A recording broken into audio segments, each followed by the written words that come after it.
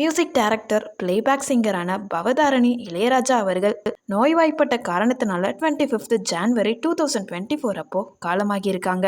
பவதாரணி அவர்கள் இசைஞானி இளையராஜாவின் மகளும் யுவன் சங்கர் ராஜா கார்த்திக் ராஜாவுக்கு சகோதரி. பவதாரணி அவர்கள் கல்லீரல் புற்றுநோயினால பாதிக்கப்பட்டு சிகிச்சை பலனின்றி உயிரிழந்திருக்காங்க. கல்லீரல் புற்றுநோய்க்கான சிம்டம் தெரிஞ்ச உடனே சில ஆண்டு காலமா ட்ரீட்மெண்ட்ல இருந்திருக்காங்க. நோயோட தீவிரம் அடுத்தடுத்த நிலைக்கு போனதுனால லாஸ்ட் 5 months ஆயுர்வேதிக் முறையில் ட்ரீட்மெண்ட்டில் இருந்திருக்காங்க. ஆனால் கடந்த சில நாட்களாக அவங்களுக்கு உடல்நிலையில் மிகப்பெரிய அளவில் பாதிப்பு ஏற்பட்ட காரணத்தினால எந்த ஒரு சிகிச்சையுமே பலன் இல்லாமல் போனதுனால இப்போது நம்மளை விட்டு பிரிஞ்சிருக்காங்க. புற்றுநோய்ங்கிறது உயிரணுக்களை குறைக்கக்கூடிய ஒரு கொடிய நோயின்னு தான் சொல்லணும். புற்றுநோய்ங்கிறது ரத்தத்தில் தொடங்கி அனைத்து வகையான பாகங்களையுமே பாதிக்குது. புற்றுநோயின்னு எடுத்துக்கிட்டோன்னா அதில் பல வகைகளும் இருக்குது. அதில் மிகவும் ஆபத்தான புற்றுநோய்களில் இதுவும் ஒன்றா இருக்குது. கல்லீரல் புற்றுநோய்க்கான அறிகுறின்னு பார்த்தோன்னா தோல் அரிப்பு ஏற்படுது, வயிறில் வீக்கம் ஏற்படும், அது மட்டும் இல்லாமல் உடலில் பல வகையில் பலவீனமாக ஏற்படுது. அதை தொடர்ந்து மஞ்சள் காமாலை, வாந்தி, மயக்கம், பசி இல்லாமல் இருக்கிறது, திடீர்னு எடை இழப்பும் ஏற்படுது. இவ்வளவு சிம்டம்ஸ் இருக்கும் பட்சத்தில் கல்லீரல் புற்றுநோய்க்கான சிம்டம்னு சொல்லப்படுது.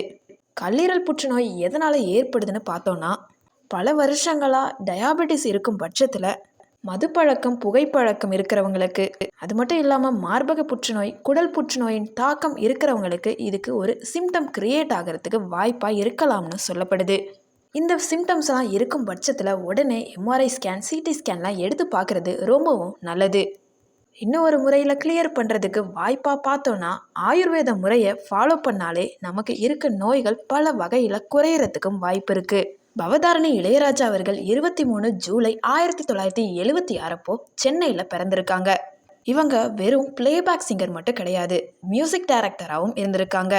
அதுவும் முக்கியமாக சொல்லணும்னா இளையராஜா அவர்களோட மியூசிக் டைரக்ஷனில் பாரதிங்கிற மூவியில் மயில் போல பொண்ணு ஒண்ணுங்கிற பாடலும் பாடியிருப்பாங்க. இந்த பாடலுக்காக இவருக்கு தேசிய விருதையுமே பெற்று தந்தது. ராம நத்துல்லாங்கிற படத்துல என் வீட்டு ஜன்னல்ங்கிற சாங்கும் பாடியிருப்பாங்க இளையராஜா அவர்களோட மியூசிக் டைரக்ஷன்ல. அடுத்ததா யுவன் சங்கர் ராஜா மியூசிக் டைரக்ஷன்ல தாமிரபரணி படத்துல தாலிய தேவையில்லைங்கிற சாங்கும் பாடியிருப்பாங்க ஹரிஹரன் அவர்களோட.